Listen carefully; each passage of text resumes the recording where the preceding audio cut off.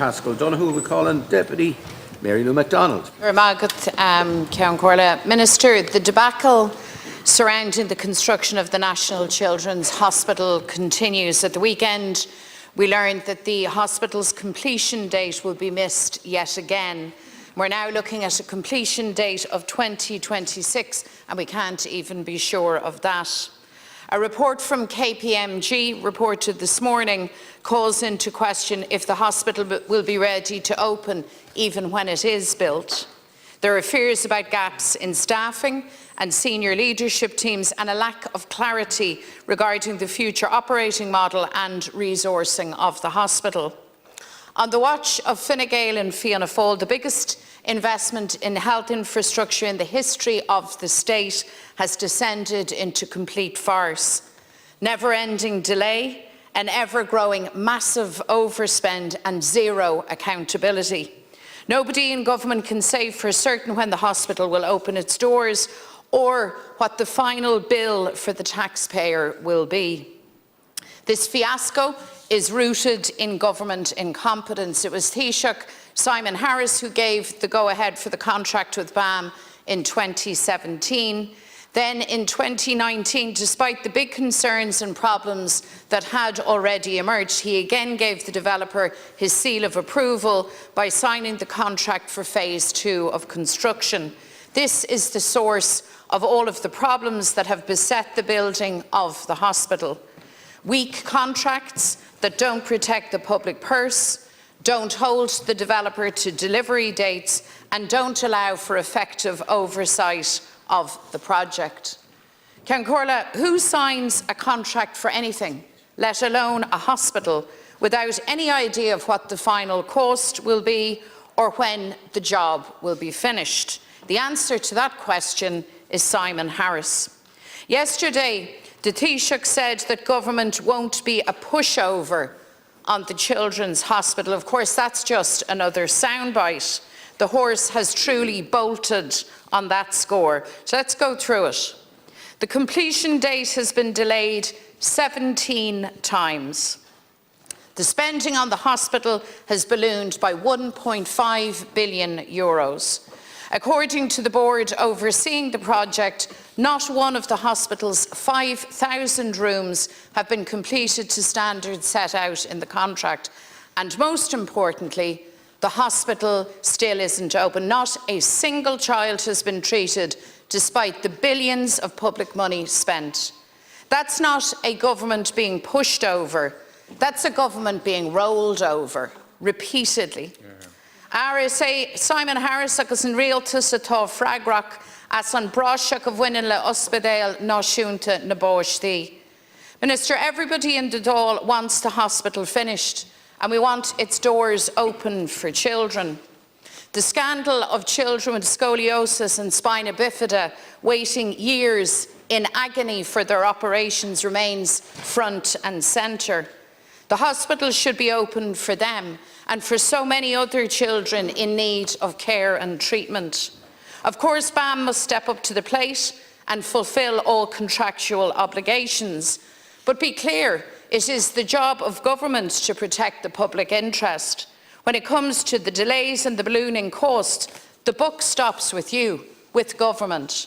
So, Minister, can you tell us, what are you doing now to ensure that government doesn't continue to be a pushover? What are you doing now to stop the massive cost overruns? What are you doing now to ensure that this hospital gets built and opens? Yeah. Thank you, Deputy. Deputy McDonald, for raising this issue.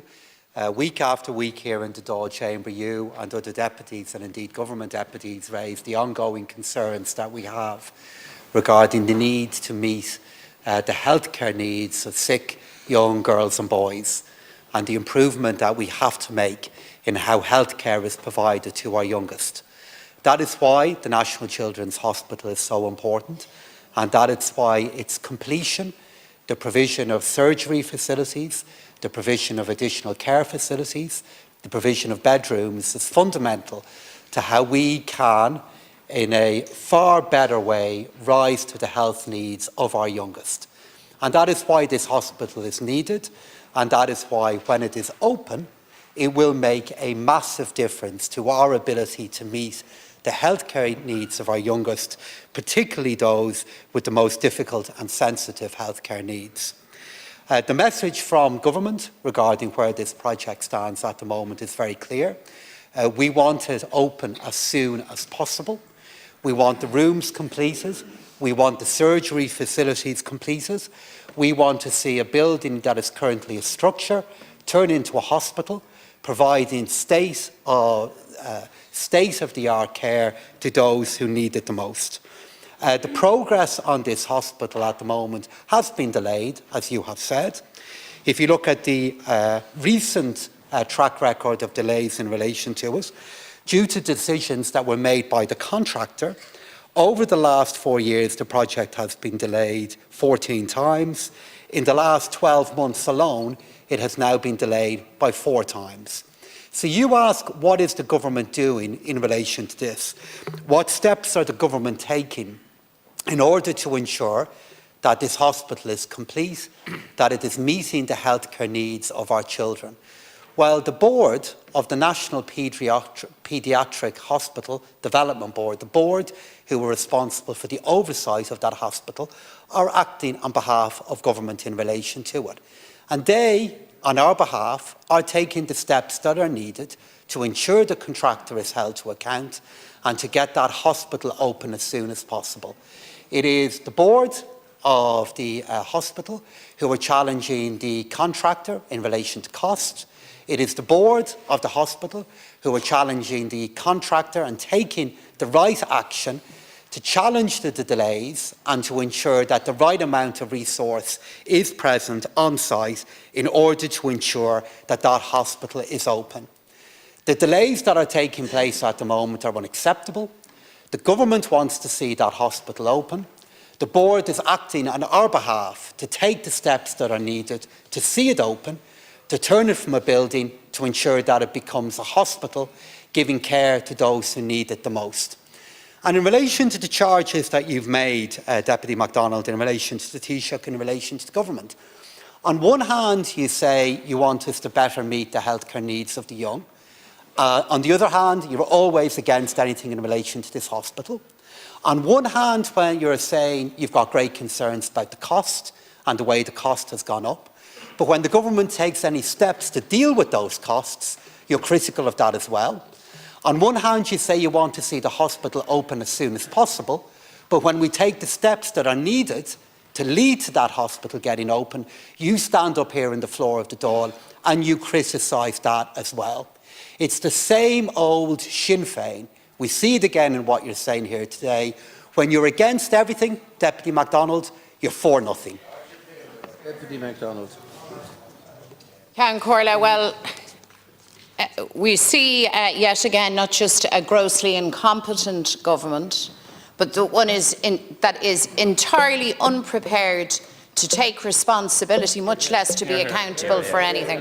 So it's the board's fault, it's the contractor's fault. Of course it's Sinn Féin's fault. How could it not be? So let me just recite this again. On 17 occasions, the completion date has fallen through. 1.5 billion euros of an overspend. According to the chairman, the CEO of the board, Minister, he says that there isn't one single room completed to the required standard in this project. Not one. That's his account of things.